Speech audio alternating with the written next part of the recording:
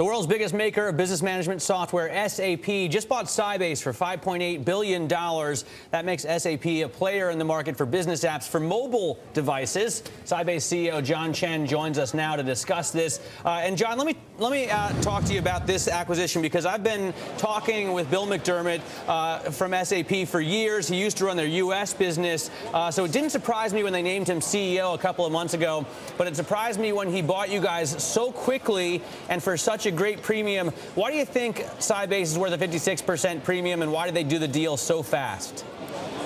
Well, we worked together for a very long time between the two firms, and Bill and I know each other a very long time too, about 12 years or so. I think it makes sense, but that's the real answer to it. I don't know whether the premium is high. We certainly feel it's a right number. But important thing, like you pointed out, why is it so fast? We've been working as two companies for over a year and a half, 2 years. Started with the engineering effort and then the go-to-market effort.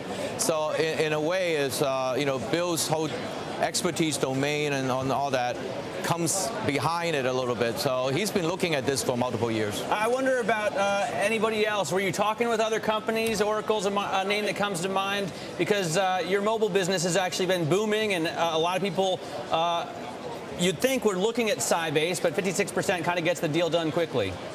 Well, I really couldn't comment on that, but I could tell you that SAP approached us, and I think Bill had made that point too last week. All right, let's talk about your business and the growth. I mean, you were born in Hong Kong and then came over here to go to prep school in Boston and then Brown.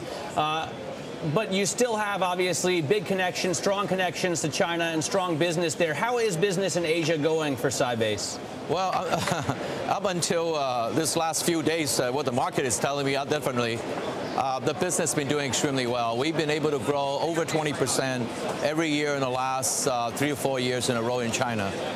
We've done very well over there, and we expect to continue to do so.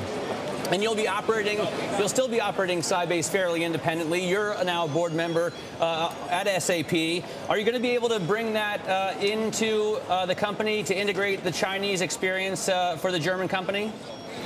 Well, yeah. So first thing I have to make sure that I correct in a way. I have not joined the SAP board, the executive board. It was in the press release. It talks about they potentially be nominating myself onto the executive board. This is obviously something that has to be done after the deal is closed, and which is still a few months to go.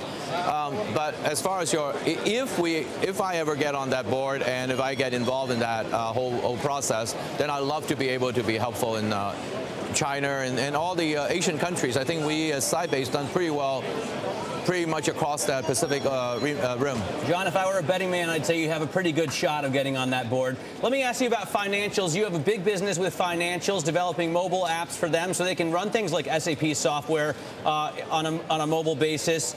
Is that going to be a door that you can open for SAP as well? And how important is that business to the overall company? It's a very important thing. I think one of the Bill focus is the go-to-market, and this will help build that relationship. SAP already have over 100,000 customers around the world, but in the financial vertical, especially in investment banking and insurance and mobile banking, Sybase does claim a pretty big, important role. All right, hey, John, thanks so much for joining us. John Chen there, president of Sybase, not yet a board member, Carol, at SAP, but I'm guessing he's a shoo-in for the spot. If you were a betting man. If I were a betting man.